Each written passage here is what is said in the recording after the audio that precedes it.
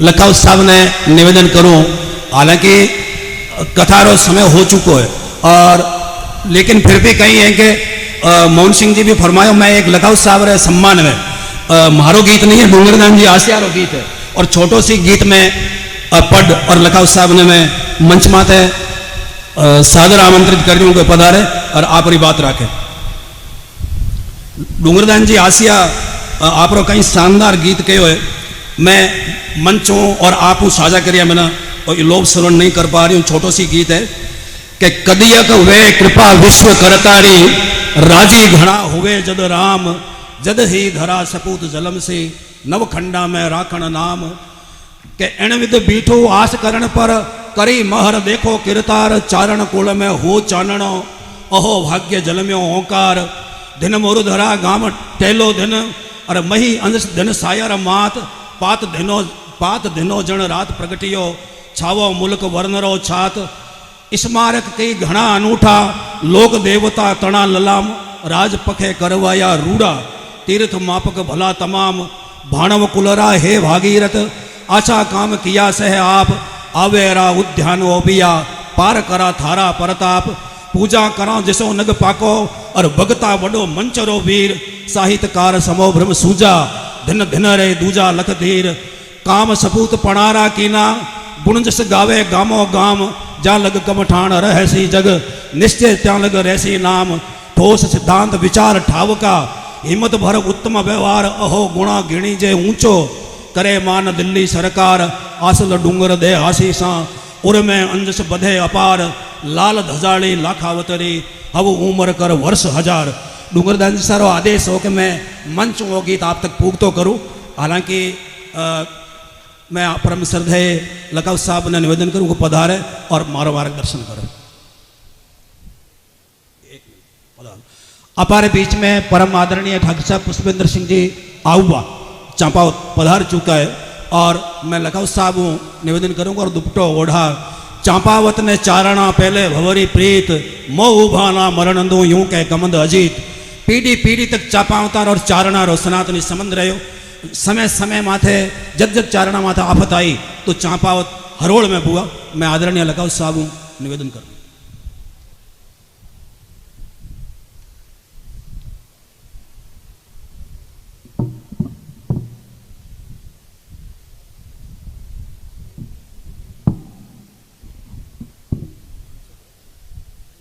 ठीक है,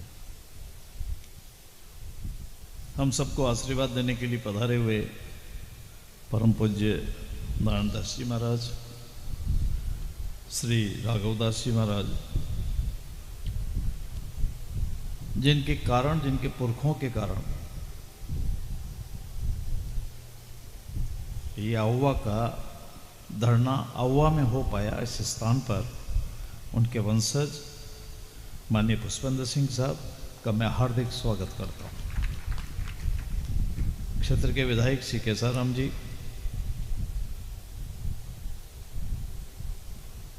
मैं सीपी देवल साहब को इसलिए आमंत्रित करता हूँ हर बार कि शायद मेरे ख्याल है कि इस भारत में सर्वाधिक लंबे समय तक अगर किसी ने इनके साथ भाविसा को छोड़कर यदि किसी ने समय व्यतीत किया तो मैंने किया है। मैं इनको जानता हूँ, इनके भाव को जानता हूँ, इनके मन को जानता हूँ, इनके शब्दों को जानता हूँ, इनके क्रियान्विति को जानता हूँ, इनके यश को भी जानता हूँ, इनके कीर्ति को भी जानता हूँ। स्वतंत्रता के बाद आज यदि किसी ने हिंदुस्तान में साहित्य के क्षेत्र में चारणों का नाम उजागर कहीं किया कि कोई ऐसा साहित्यकार है जिसको देश और दुनिया के 14 भाषाओं में अनुवाद कर पढ़ा जाता हो, लिखा जाता हो, उसका नाम डॉक्टर चंद्र प्रकाश देवल है। विचार के नाते तो आजकल बाप बेटे के भी नहीं मिलते हैं, घरवाली के भी कभी कभी एक आधी बात में विचार इधर उधर हो जाते हैं। और अगर विचारों में भिन्न प्रकार के विचार ना हो तो वे चारण भी कैसे हैं? सबकी अपनी अपनी ओरिजिनल बुद्धि है, मूल बुद्धि है। इसलिए सीपी साहब आप तो अपनी बात पर कायम रहिए। हम कोशिश करेंगे कि आपने बताया उस पर चलें, और न चलें तो आपको उस पर चलवा लें, दोनों में कोई ज़्यादा फर्क नहीं पड़ने वाला है। मुझे प्रारंभ में किसी ने कहा था कि डॉक्टर चंद्र प्रकाश जी देवल कॉमरेड है, ये है वो है। मैं किसी और विचार का था। चारण संस्थान बनाने के लिए हम जब गाड़ियों से साथ जाते थे तो हमारी गाड़ी चारणों के गांव में, अधिकांश गांवों में सड़कें नहीं थी तो फंस जाती थी मिट्टी के अंदर, रेत के अंदर, बाड़ू में। अब गाड़ी नहीं निकलती, मैं क्या करता? मैं इनसे कहता था करणी माता की जय बोलो तो गाड़ी निकल जाएगी। मैं आपको इसलिए कह रहा हूँ, आज आपने इनको सुना, कई लोगों के मन में कई भाव आया होंगे। ये कहने लगे क्या होता है करणी माता? बिल्कुल पक्के कॉमरेड थे। मैं कहा कहीं करणी माता क्या होती है तो मुझे मालूम नहीं। अगर करणी माता की जय बोलोगे तो अगले गांव चलेंगे, नहीं तो इस रात को इस धोरों के अंदर पड़े रहेंगे, ये इतना मैं जानता हूँ। और मैं अपना सौभाग्य मानता हूँ कि डॉक्टर चंद्र प्रकाश देवल ने हरि रस को एडिट किया, हरि रस पे काम किया, भारत भाषा भागवत पे काम किया। अनेक प्रकार के हमारे वो जो ग्रंथ जिन पे एक अधिकृत रूप से काम होना चाहिए था, जो शक्ति से भक्ति से जुड़े हुए थे, उस पर आपने बहुत महत्वपूर्ण काम किया। केंद्रीय साहित्य अकादमी में काम करते हुए चारणी साहित्य पर सर्वाधिक काम अगर किसी ने किया आज़ादी के बाद तो डॉक्टर चंद्र प्रकाश देवल ने किया। अवतार चरित्र जैसे ग्रंथ को छपाने के लिए अथक प्रयास जिन्होंने किया, जो कई शताब्दियों से नहीं छप पाया था, वो आपके अथक परिश्रम और आशीर्वाद से हुआ। परंतु सीपी देवल साहब, हम हमारी बात या चारण आपसे न करें तो करे किससे? आपसे हम 2 लाइन कहते हैं तो आप हमको 18 लाइन सिखा देते हो, इसलिए हम 2 लाइन कहते हैं, वरना हमारे को कोई ऐसा अन्यथा ऐसा कोई विचार नहीं है। अवा में इस बार बहुत प्रसन्नता का विषय है कि माताएं इतनी बड़ी संख्या में पधारी है, भाई लोग भी आए हैं। महाराज जी, हमको तो कोई गलत फहमी नहीं है, मैं आपको बता देते हैं कि हमारे कहने से इतनी माताएं बहनें आई है, ये आपके कथा का असर है। ये आपका जो कथा यहाँ चलेगी, आपकी वाणी है, और वाणी में जिन जिन बातों का उल्लेख होगा, जो ग्रहण करने योग्य बातें होगी, उसको ग्रहण करने के लिए बराबर या आज यहाँ आउवा में पधारी हैं। और मैं आयोजक जितने भी हैं, सवाई सिंह जी हैं, भवानी सिंह जी हैं, पृथ्वी सिंह जी और इनके जितने साथी हैं, मैं इन बात के लिए बधाई देता हूँ कि हम पिछले 20 साल से सोच रहे थे कि हमारे पुरखों ने यहाँ पर अपना सत्याग्रह करके प्राणोत्सर्ग किया, तो उनके पीछे हम कभी गया जी भी जाते हैं, हरिद्वार भी जाते हैं, अपने घर में कुछ घटना होती है तो क्यों नहीं एक भागवत कथा का यहाँ आयोजन हो जाए। और इसलिए इन सब ने मिलकर के इस कथा का यहाँ पर आयोजन करने का एक परिश्रम किया। महाराज जी, अगर आपका आशीर्वाद हो जाए, मैं इसलिए कि देने के लिए तो मेरे पास कुछ नहीं, पर मांगने के लिए मैं अंतर्राष्ट्रीय स्तर का मांगने वाला व्यक्ति तो हूँ, मैं सबसे मांगता रहता हूँ। महाराज जी, हमारा घर का काम होता तो हम आपसे बिल्कुल नहीं बोलते, हमारे किसी प्रतिष्ठान का काम होता तो हम आपसे बिल्कुल निवेदन नहीं करते, हमारे नफा का कोई काम होता तो हम बिल्कुल नहीं कहते, मेरा गांव होता तो बात ही नहीं करता। परंतु हमारे मन में आती है कि यह वह स्थान है जिसमें हमारे पुरखों ने एक सत्य के लिए असत्य के खिलाफ संघर्ष करते हुए कटार खा के प्राणोत्सर्ग किया, जो दुनिया में और किसी ने नहीं किया। तो महाराज जी, वो आपके भी उतने ही हुए जितने हमारे हैं। अब आपकी कथा का कार्यक्रम 12 महीने का आप बनाते रहते हैं।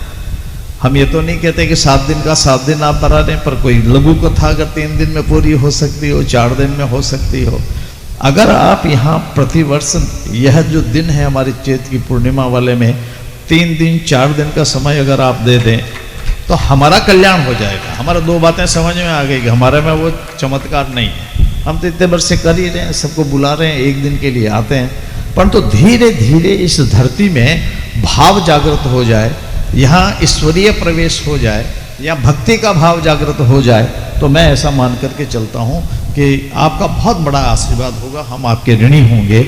और निश्चित रूप से इस सारे कार्यक्रम, अब आज हम सोच रहे थे, आचार संहिता लगी हुई थी, मैं भवानी सिंह जी और जिनसे बात हुई मेरी अध्यक्ष जी सवाई सिंह जी से, मैंने कहा देखो हमारे लिए मुश्किल है, हम क्या करेंगे, बाकी लोग भी कई राजकीय कर्मचारी हैं, उनके लिए दिक्कत होगी, पर लगभग हर वर्ष जितने आते हैं, मैं 5-50 की तो नहीं कह सकता, बाकी वो सारे महानुभाव आज यहाँ आए हैं इस स्थान का महत्व समझते हुए और आपकी अमृतवाणी को सुनने के लिए। तो मैं ये तो नहीं कहता कि आप घोषणा कर दें, पर महाराज जी आप जय श्री राम बोल दोगे तो हम तो समझ जाएंगे। आजकल हम तो जय श्री राम से सारा काम करा लेते हैं, आपकी बहुत कृपा होगी इसमें। तो महाराज जी को सब निवेदन करते हैं क्या?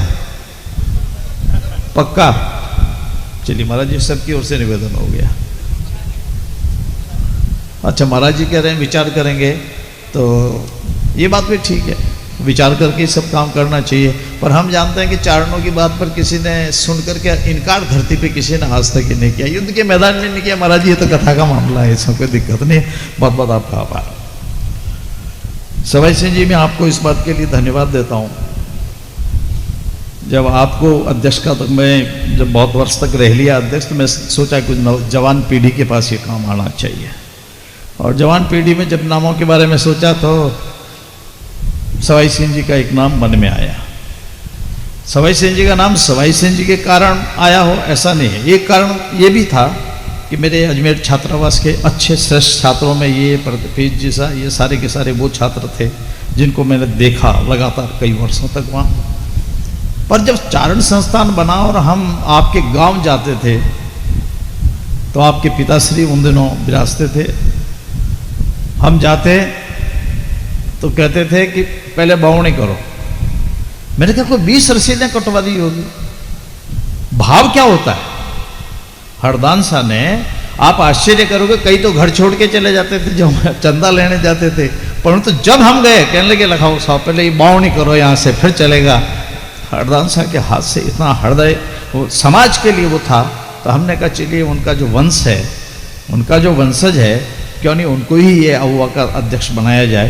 इन्होंने सहर्ष स्वीकार किया और आज आकर के मैंने ये देखा तो ऐसा मुझे लगता है कि जब संस्थान का उद्घाटन हुआ तब भी शायद इतना खूबसूरत तरीके से सजा हुआ नहीं था जो आज सवाई सिंह जी आपने और आपकी पूरी टीम ने किया। इसलिए मैं आपको हृदय से आभार प्रकट करता हूँ, आपको बहुत बहुत धन्यवाद देता हूँ। और अगर हाथ में ताली हो तो ताली तो आप भी बजा दो, उसमें क्या दिक्कत है?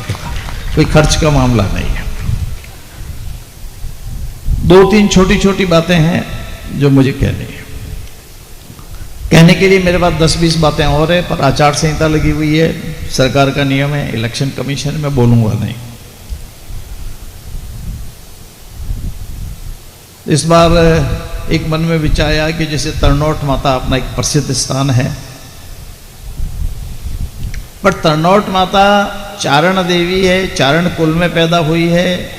यह इसके बारे में ज्यादा जानकारी आम पर्यटकों को नहीं होती है। तो इस बार एक विचार किया कि तरनौट माता से लेकर के चाणक्य तक, चाणकना तक देवी तो एक ही है, पर क्यों नहीं एक पूरा सर्किट बनाया जाए, बीच में आने वाले तीर्थों से और तरनौट से लेकर के करें कि भाई वहाँ जितने बम गिरे तरनौट माता की कृपा से एक भी बम ब्लास्ट नहीं हुआ। ये पर्चा सब हिंदुस्तान ने देखा है। भारत के रक्षा मंत्री भी आते हैं, प्रधानमंत्री भी आते हैं और सारे के सब आकर के उसको, जनता भी जाती है वहाँ। पर ये नहीं जानते कि चाणक्य की तरफ से, चाणक्य को प्रणाम करके जब पाकिस्तान की तरफ हमारी सेना गई तो पाकिस्तान को हरा करके वहाँ पर कब्जा कर लिया था। ये चाणक्य का चमत्कार था। इस बार एक बड़ा हिंगलाजदान जी और वहाँ कमेटी की जो नांदिया वाले और उनकी समिति है, उन्होंने प्रयास करके एक कार्यक्रम किया है। मुझे आपके सामने ये कहते हुए आनंद की अनुभूति होती है कि हम इस एक वर्ष में 15 करोड़ रुपए लगाकर इस मंदिर के सौंदर्यीकरण और आने वाले यात्रियों के ठहराव की व्यवस्था वहाँ पर करें। 3 तरफ से वो सड़कों से जोड़ने का काम चल रहा है। उम्मीद करना चाहिए कि आने वाले 4-6 महीने में सड़कों से बेहतरीन तरीके से चाणक्य जुट जाएगा। अगली बार जब अपन यहाँ मिलेंगे तो केसी सिंह जी बारठ का एक भव्य स्मारक और उनके गांव में कुछ करने का प्रयास होगा, पर यह स्मारक पूरा होगा उसे आप देखने की स्थिति में होंगे।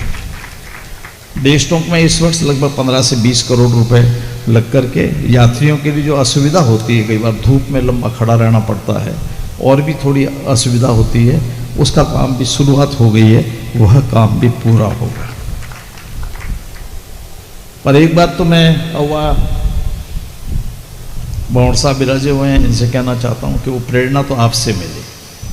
जब हमने अव्वा में काम शुरू किया तो ये 1857 के स्वतंत्र आंदोलन का मामला था। अभी माननीय मुख्यमंत्री जी के साथ चुनाव से पहले बैठना हुआ, तो उन्होंने कहा लखावत जी कौन सा काम करना चाहते हो कि जिस काम से ये संदेश जाए कि ये देशभक्ति वाले काम करने वाले लोग हैं, उनको महापुरुषों को याद भी करते हैं। हमने उनसे निवेदन किया कि आज़ादी के आसपास जो थे उनके स्वतंत्रता सेनानियों के अनेक प्रकार के लाभ सरकारों ने दिए हैं, अनेक प्रकार के काम किए हैं, परंतु 1857 में जिन गांवों ने और जिन योद्धाओं ने काम किया उनको याद तक नहीं करते।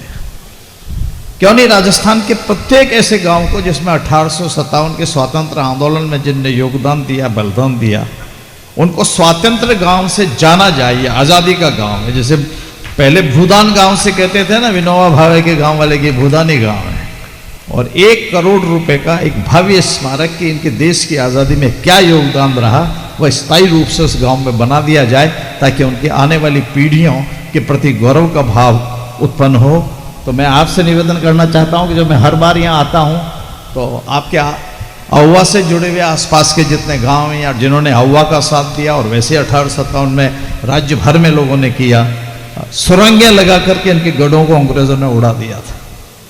अंग्रेजों के दस्तावेज कहते हैं, जब हम यहाँ आते हैं ना अहुआ में, अंग्रेजों के दस्तावेज हैं कि अहुआ की एक भी ऐसी गली नहीं है जो लाशों से अटी-पटी नहीं हो, पूरी की पूरी लाशों से अटी-पटी है। 24 लोगों को हिंदुस्तान में पहला स्थान है जहाँ कोर्ट मार्शल करके शॉट डेड करके गोली से उड़ा दिया गया, ये अहुआ का पवित्र स्थान है। तो मैं ऐसा मान के चलता हूँ कि यहीं से प्रेरणा लेकर हम राज्य भर के जितने भी स्थान होंगे जिन्होंने 1857 की आज़ादी में योगदान दिया, उन सब में एक स्मारक और उस गांव को सम्मान से करेंगे। इसमें से अनेक, मैं सीपी साहब को कह रहा था, अनेक चारण कवि भी हों तो भी उनको बताइएगा, बाकी को हम सब उस पर काम करने वाले हैं। पर यह अहुआ के कारण हो रहा है। मैं जब आज अहुआ में बैठा हूँ, अगर अहुआ में आप हमको ये ज़मीन नहीं दिलवाते, आप ये स्मारक हमको नहीं बनवाने देते, तो ईमानदारी की बात है मैं तो मारवाड़ रेलवे स्टेशन से नीचे उतर के कभी चला ही नहीं इधर, तो मैं काहे को 1857 की आज़ादी का पैनोरामा आपके यहाँ बनाता, केवल आपके व्यवहार के कारण। मैं कह रहा हूँ कि मेरे रिश्तेदारों ने भी उतना मुझे स्नेह और प्रेम नहीं दिया होगा, सम्मान नहीं दिया होगा, सुविधा नहीं दी होगी जो भंवर शाह ने हमको दी। कहने लगे अहुआ में जब आप आओ तो ये आपका घर है, आप यहाँ ठहरिए, और सारा का सारा काम आज वो पूरा हुआ। और इसी अहुआ की प्रेरणा से हम राजस्थान के शेष गाँवों में काम कर पाएंगे। ये मैं आज आपसे एक निवेदन करना चाहता हूँ। 1-2 निवेदन और मेरा था। बहुत से लोग कहते हैं रामाजी सांधो पे काम नहीं हुआ, और रामाजी सांधो इस धरने में आए थे, परंतु महाराणा प्रताप का अकबर के साथ युद्ध प्रारंभ हो गया और वो वहाँ चले गए और वहाँ जाकर के वीर गति को प्राप्त हुए। बंधुओं, मैं इतनी बात कह सकता हूँ कि अगले वर्ष जब मिलेंगे तो कोई न कोई रामाजी सांधो का स्थान भी होगा जिस पे आप मिल सकेंगे। हमारा प्रयास होगा कि इसमें 1857 में राजस्थान में जिन जाति के लोगों ने, जिस समाज के लोगों ने, चाहे जिसने भी योगदान दिया, हम उसके ऊपर एक भव्य रूप से समाज को प्रेरणा वाले काम करके हम उनको पूरा करने का हमारा सब कुछ उसमें से प्रयास होगा। हम इतनी बात आपसे कह सकते हैं कि अभी ज़्यादा बोल नहीं सकते, बोलने पे पाबंदी लगा रखी है, परंतु मैं इतनी बात आपको कह सकता हूँ कि चारणों ने जितना मुझे स्नेह दिया, मैं ईमानदारी से कहता हूँ बहुत अभिभूत हूँ। मैं कहीं भी होता और किसी जाति में जन्म भी ले लेता, तो आप जैसा कहीं भी प्रेम, स्नेह, आदर कभी नहीं मिलता। मैं आपके प्रति हृदय से आभारी हूँ, और मैं इतना निवेदन करना चाहता हूँ कि आपको जब भी लगे, जैसा भी लगे कि यह काम करने से चारण समाज का गौरव बढ़ सकता है, उसके लिए मैं आपके साथ कंधे से कंधे लगा के खड़ा रहूँगा। और सरकार के संसाधनों को यह मान करके चलिए कि वो आपके संसाधन हैं, हम किसी भी तरीके से उसमें कोताही नहीं बरतेंगे, बल्कि आगे काम करने का काम करेंगे। केसाराम जी मेरे बहुत स्नेही मित्र हैं, अनेक बार एमएलए हो गए, यहाँ लगभग 2-3 बार इनके एमएलए फंड से काम हुए हैं। केसाराम जी से भी कहता हूँ, केसाराम जी कभी आप हमको भी काम बताइएगा तो हम भी आपकी सेवा करने में आनंद की अनुभूति करेंगे। इतनी बात मैं आपको कह सकता हूँ। मुझे आज कुछ ज़्यादा बोलना नहीं था, मेरे बोलने पे पाबंदी है आचार संहिता के चक्कर में, तो मैं इतना कह सकता हूँ। आप ये मान के चलिए कि चारणाचार के नाते, चाहे जहाँ सरकार में हो चाहे व्यवहार में हो, हम कमी नहीं आने देंगे, उसकी दिशा में प्रयास करेंगे। ज्ञान आपके पास है, सीपी साहब के पास है, मजदूरी तो हम भी कर सकते हैं। अब आपकी है कि आप कितनी मजदूरी करा लें, कितना हमसे काम करवा लें, ये आपके ऊपर निर्भर करता है। मैं आपको बहुत बहुत हार्दिक स्वागत करता हूँ, अभिनंदन करता हूँ। और महाराज जी फिर आपसे निवेदन करता हूँ कि आपसे कोई मांगता नहीं है, दिक्कत है। बेटा बेटी ये तो मांगते होंगे लोग बाग, बेटी हो जाए, बेटा हो जाए, पोता हो जाए, धन हो जाए। और मैंने आपसे कथा मांगी है, तो कभी अगर आप उचित समझें, आपको ठीक लगे, विचार करिएगा, हमारा भी भवतारण हो जाएगा। नहीं तो महाराज जी हमारा तो जो लिखा है वो कर ही रहे, कोई दिक्कत नहीं है। बहुत बहुत क्या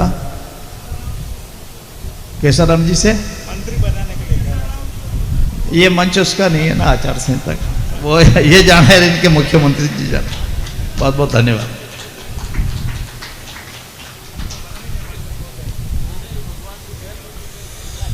आदरणीय लखौ साहब ने जगदी अपन सुना था, अपन एक दिशा मिले, एक मार्ग मिले। बहुत बहुत आभार आप रो, हमेशा उद्बोधन बहुत प्रेरक रहे, जातीय हित में रहे, जातीय गौरव और अभिवृद्धिकरण में रहे।